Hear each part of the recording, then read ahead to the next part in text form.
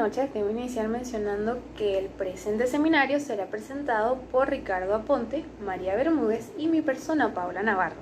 Nosotros en conjunto vamos a estar hablando acerca del orden Diptera, pero específicamente acerca de esas especies que poseen interés médico, ¿okay? Ya que actúan como transmisores de enfermedades. Pero antes de eso, nosotros tenemos que hablar un poco acerca de lo que es el orden Diptera. O sea, básicamente tenemos que hablar sobre los caracteres generales. Y es que fíjense, los dípteros son una orden de insectos que son neópteros y endopterigotos. Son neópteros porque pertenecen a la infraclase de insectos alados, es decir, que poseen alas. ¿Okay? Son endopterigotos porque están incluidos dentro de la subclase de insectos que realizan una metamorfosis completa. ¿Okay? También debo mencionar que dentro de los dípteros tenemos a las conocidas moscas y mosquitos y muchos otros que vamos a nombrar más adelante. ¿Okay? Fíjense, vamos a iniciar hablando acerca de las características morfológicas. ¿Okay? Son tres principales. En primer lugar, ellos se caracterizan porque sus alas posteriores han quedado reducidas a unos órganos que se llaman halterios. ¿Okay? Básicamente estos órganos no sirven para volar, pero sí confieren estabilidad y dirección a la hora del vuelo. ¿Okay? Otra cosa que hay que mencionar es que, como lo indica su nombre científico, que es díptera, que alude al griego di de dos y terón de alas, estos dípteros poseen 2 alas membranosas y no 4 como los otros insectos. ¿Okay? La otra característica importante es el tamaño. Y es que fíjense, el tamaño es muy variable ya que existe una amplia gama de especies de dípteros. ¿Okay? Pero para decir un rango sería de 2 a 10 milímetros. ¿Okay? Ahora, la tercera característica es que los dípteros se encuentran dentro del filo de los artrópodos, es decir, que su cuerpo se divide en varios segmentos. ¿Okay? En este caso se va a dividir en una cabeza, en un tórax y en un abdomen. Con respecto a la cabeza, acá se encuentran esos órganos sensoriales. ¿Okay? Ellos son característicos porque poseen unas piezas bucales modificadas y poseen unos ojos compuestos. Con respecto al tórax, fíjense, en los dípteros este tórax se divide en 3 segmentos. Vamos a tener un protórax, un mesotórax y un metatórax. ¿Okay? De cada segmento van a nacer un par de patas. Ahora, de estos 3 segmentos hay uno que es más desarrollado, ese es el mesotórax y por ende es el que ocupa mayor espacio. ¿Okay? Ahora, hablando acerca del tórax propiamente dicho, ahí también vamos a encontrar las alas, los halterios, vamos a encontrar los 3 pares de patas articuladas que van a estar divididas en coxa, en crocante, fémur, tibia, en tarso, en uñas y almohadillas. ¿Ok? Ahora, ya terminamos con lo que son las características morfológicas. Vamos a hablar acerca de su reproducción. Y es que fíjense, la mayoría de los dípteros se reproducen de manera sexual. Es decir, se necesita de la fusión de los gametos de las células sexuales, una masculina y una femenina. ¿Okay? Ahora, ya hablado acerca de la reproducción, vamos a hablar acerca del ciclo de vida. Y es que fíjense, estos insectos son holometábolos, es decir, que ellos realizan una metamorfosis completa. En este caso se divide en 4 fases, pero nosotros los vamos a desglosar en forma de pasos. ¿Ok? Fíjense, en primer lugar, o sea, luego de la fecundación, bien, esa hembra díptero va a depositar sus huevos en diferentes sustratos. Esto va a depender de la especie. ¿Ok? Vamos a tener el caso de las moscas, donde las hembras depositan sus huevos en los alimentos en descomposición, y vamos a tener a los mosquitos porque las hembras depositan sus huevos, bien, en aguas estancadas. El punto es que, se van a depositar, vamos a obtener huevos, El primer estadio es el huevo, es un huevo pequeño, un huevo que posee una cubierta externa resistente, lo que le confiere protección. ¿Ok? Ahora, cuando este huevo eclosiona, van a emerger las larvas. Estas larvas también son conocidas como gusanos o larvas de la mosca. ¿Ok? Estas larvas poseen un cuerpo blanquecino y segmentado. Aparte de eso, ellos se alimentan a partir de materia orgánica en descomposición. ¿Ok? Fíjense, durante este periodo, bien, esa larva va a pasar por varias modas para crecer y desarrollarse. Ya luego de este proceso en el que ella se alimenta y crece, esa larva se va a convertir en una pupa, ¿ok? Básicamente la larva se va a encerrar en un capullo o en un pupario y ahí es donde inicia ese proceso de metamorfosis, ¿ok? Básicamente el cuerpo de la larva va a reorganizarse y se van a generar esos nuevos órganos y estructuras que caracterizan al adulto. Ahora, fíjense, cuando esa pupa se rompe, va a emerger ese adulto completamente formado, ¿bien? Como les mencioné en un principio, va a tener solo 2 alas que le permiten volar, 2 alas funcionales, ¿bien? Aparte de eso, dependiendo de la especie, estos dípteros adultos pueden desarrollar hábitos alimenticios diferentes. Y esto es lo que vamos a la alimentación. Fíjense, vamos a tener especies que se alimentan del néctar de las flores o de los líquidos de los vegetales, otros que se alimentan de la sangre y otros que se alimentan de la materia en descomposición, de la materia orgánica en descomposición. Con respecto a los que se alimentan del néctar, fíjense, ellos actúan como polinizadores, ya que cuando ellos se alimentan, ellos recogen en su cuerpo polen, entonces este polen se lo transfieren a otra planta para así facilitar la reproducción de la misma planta, ¿ok? Con respecto a los que se alimentan de la sangre, bien, estos son los mosquitos hematófagos. Ellos se alimentan de los nutrientes de la sangre para poder reproducirse. Es decir, que solo las hembras de mosquitos hematófagos son los que se van a alimentar de la sangre, porque los machos lo hacen del néctar y también de los líquidos de los vegetales. Pero las hembras lo hacen de la sangre porque necesitan esas proteínas que posee la sangre, bien, para formar sus huevos. Ahora, por último, vamos a tener aquellos que se alimentan de la materia en descomposición, de la materia orgánica en descomposición. ¿Ok? Fíjense, cuando ellos se alimentan ya sea de animales muertos o de alimentos en descomposición, ellos intervienen en esa misma descomposición y ayudan a reciclar los nutrientes, ¿ok?, que posee ese sustrato. Ahora, ya terminamos acerca de los hábitos alimenticios, vamos a hablar acerca de los tipos de dípteros, ¿ok? Vamos a nombrar, bueno, es una infinidad, pero vamos a nombrar los más comunes. Miren, primero tenemos a las moscas, ¿okay?, que ellas son de color oscuro y poseen vellosidades en el cuerpo. Tenemos a los moscadones, que son similares a las moscas pero más grandes. Tenemos a los mosquitos, que son los hematófagos, bien, aparte de eso son los que transmiten las enfermedades. Tenemos los psicódidos, que son iguales que los mosquitos pero son más pequeños. Tenemos también a los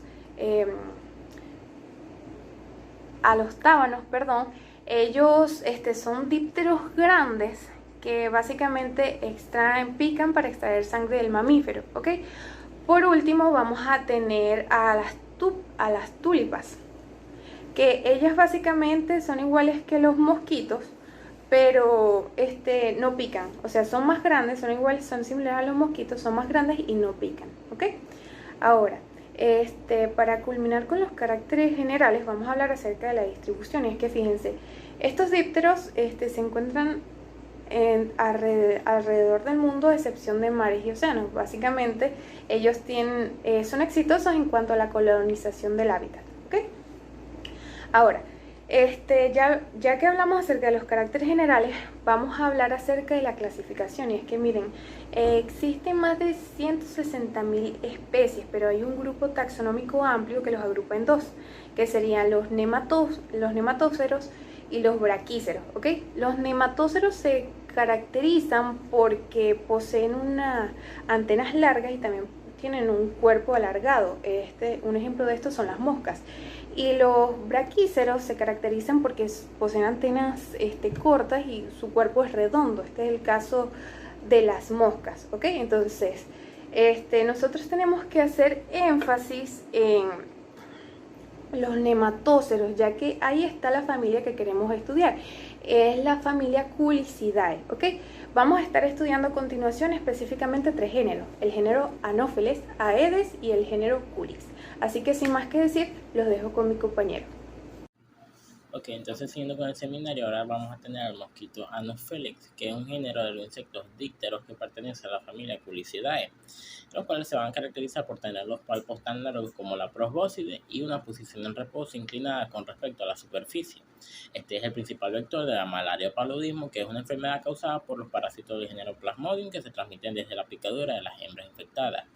Por otro lado, el Culex es un género también de insectos hematófagos que pertenece a esta misma familia y que se caracteriza por tener una cabeza, tórax y abdomen bien definidos y también alas bastante largas. Estos también son unos vectores de la enfermedades como el virus del Nilo Occidental, filariasis, encefalitis japonesa y malaria aviar. Ok, en cuanto a su morfología y su ciclo de vida, tenemos de que este se puede constatar entre 4 estadios.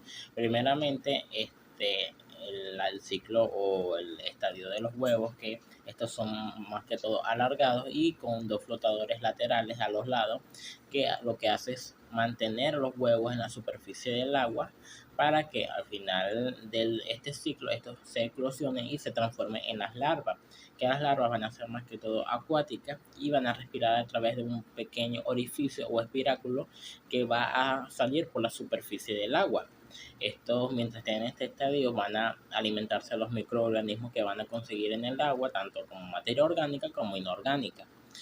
Luego de estos se van a transformar en pupas que van a tener una forma de coma y que característicamente no se van a alimentar y se van a transformar o van a crear un proceso de metamorfosis interna que entonces van a transformarse o convertirse en los adultos ya per se, que estos van a tener o característicamente van a tener las 2 alas manchadas que les va a dar la característica de poder volar y estos se van a poder diferenciar entre macho y hembra y dentro de este seminario nos importa más que todo las hembras porque estas son las que van a buscar la sangre de vertebrados, preferiblemente de mamíferos, para entonces inocular y empezar a crear el proceso de parásitos en su estómago y poder luego inocular eh, en otros mamíferos.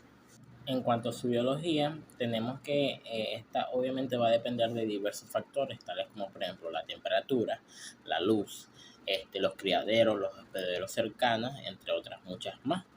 Tenemos que principalmente el mecanismo de transmisión se da una vez que haya terminado el proceso de ciclo sexual en el estómago de este mosquito y que ya luego estos parásitos migren hacia las glándulas salivales listas ya para poder infectar a un nuevo organismo o a un nuevo individuo. Tenemos de que todo este ciclo de vida se completa en aproximadamente de 10 a 35 días aproximadamente. En cuanto a su patogenia o patología, tenemos que principalmente el Anopheles provoca lo que sería la malaria, que o su patología se da a través de la invasión de los pequeños parásitos a los glóbulos rojos, produciendo entonces su destrucción y por lo tanto anemia, fiebre, dolor de cabeza, anorexia, entre otros síntomas más. Tenemos que también esta enfermedad puede complicarse y llegar a afectar a órganos tales como el cerebro, los pulmones, el riñón, incluso el hígado y finalmente provocar una falla sistémica total. En cuanto a la patología o patogenia del género Culex, tenemos que va a provocar 4 enfermedades. Primeramente, la del virus del Nilo Occidental, que esta va a provocar o va a afectar principalmente al sistema nervioso central, provocando signos y síntomas como por ejemplo fiebre, sudoración, convulsiones e incluso una progresión hacia una meningitis. Luego también vamos a tener a la filariasis, que es prácticamente la invasión de estos parásitos hacia los ganglios linfáticos, que si esto no se trata a conveniencia puede llegar a provocar lo que sería una elefantiasis, que puede llegar a provocar el aumento del tamaño de los miembros inferiores o incluso de los genitales. También vamos a tener la encefalitis japonesa, que va a ser una enfermedad que va a provocar la inflamación del encéfalo o del cerebro y que va a provocar síntomas tales como por ejemplo fiebre, dolor de cabeza, sudoración, convulsiones e incluso el coma o la muerte. Y también la malaria aviar, que como ya les había mencionado va a ser provocada por el Anopheles y que puede llegar a provocar lo que será la anemia y síntomas a conveniencia, pues. En cuanto al control y prevención de estos mosquitos, vamos a tener 4 tipos de controles. Primero, vamos a tener el control ambiental, que va a consistir básicamente en la eliminación o modificación de estos criaderos endémicos o cercanos al área donde se vive, tras, por ejemplo, el tratamiento químico o el relleno o drenaje de estos mismos. También vamos a tener el control químico, que básicamente va a ser la aplicación de los insecticidas en las áreas endémicas o poblaciones que están a su alrededor. También vamos a tener el control biológico, que va a ser básicamente el uso o la aplicación de organismos vivos o depredadores naturales de estos mosquitos, tales como por ejemplo bacterias, hongos u otros parásitos o insectos. Y finalmente también vamos a tener el control personal, que este va a ser más que todo hacia la población, que va a consistir en protegerse de las picaduras de estos mosquitos usando ropa adecuada, como por ejemplo ropa larga, o también evitando la salida en el atardecer o el amanecer, ya que estas son las horas más activas de estos mosquitos. Ahora, continuando con lo que son los mosquitos del género Aedes, debemos saber que pertenecen al orden Diptera y a la familia Culicidae. Y estos van a ser mosquitos importantes en lo que es la transmisión de enfermedades víricas, entre las que podemos encontrar el dengue, zika, fiebre amarilla, chikungunya y también lo que es la fiebre del Nilo occidental.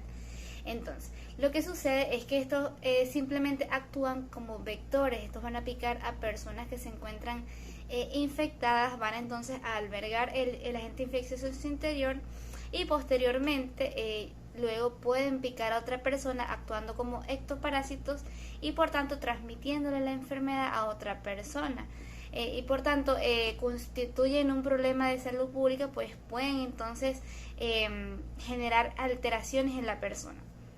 Ahora bien, en cuanto a su morfología, debemos saber que en su forma adulta este se caracteriza por ser un mosquito de color negro, tiene diseños blanco-plateados más o menos en su morfología, y asimismo va a poseer unas características, formas de anillo blanco y negro en sus patas que lo caracteriza lo que es el género Aedes, a nivel de lo que es las patas en los tarsos, las tibias y el fémur.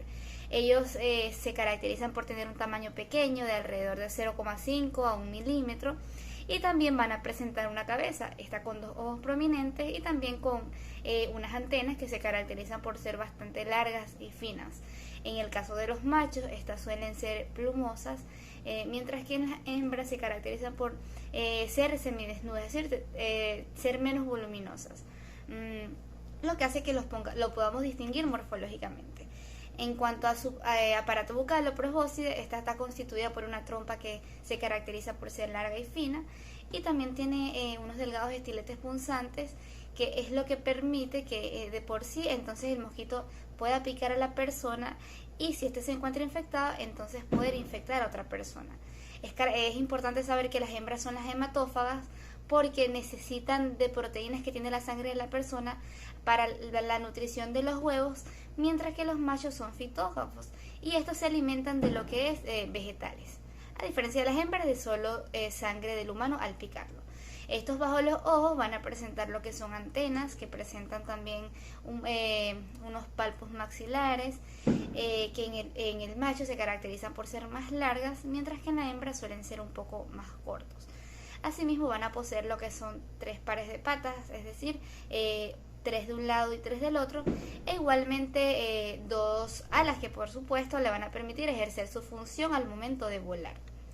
En cuanto a lo que es la biología, debemos de saber que el ciclo biológico de este Aedes se caracteriza por ser la metamorfosis incompleta y pasa por 4 etapas, de las cuales las 3 primeras son en el agua. Estas son los huevos, las larvas y lo que son las pupas. Estas 3 entonces se originan en lo que es el agua, y ya luego entonces se origina el mosquito maduro. Este proceso dura alrededor de 10 a 14 días, y lo que hace es iniciar, como vemos, cuando se depositan huevos en el agua, gracias a que las formas adultas de mosquito lo depositan en el agua, por lo general en las paredes de algún recipiente. Ya luego, en el momento de esta postura, los huevos se caracterizan por ser blancos, pero cuando estos entran en lo que es en contacto con el aire, se vuelven un poco más negros y brillantes. Estos huevos miden aproximadamente 0,7 milímetros de diámetro, y son fecundados al momento de la postura y asimismo lo que es su desarrollo embrionario se completa alrededor de 48 horas cuando se trata de ambientes húmedos o cálidos. Sin embargo, puede perdurar hasta 5 días en temperaturas que sean más bajas porque no es como tal el medio idóneo que favorece a su desarrollo. Entonces, después que se forma este huevo, él emerge y a partir de él se forma la larva, en este caso una larva del primer estadio.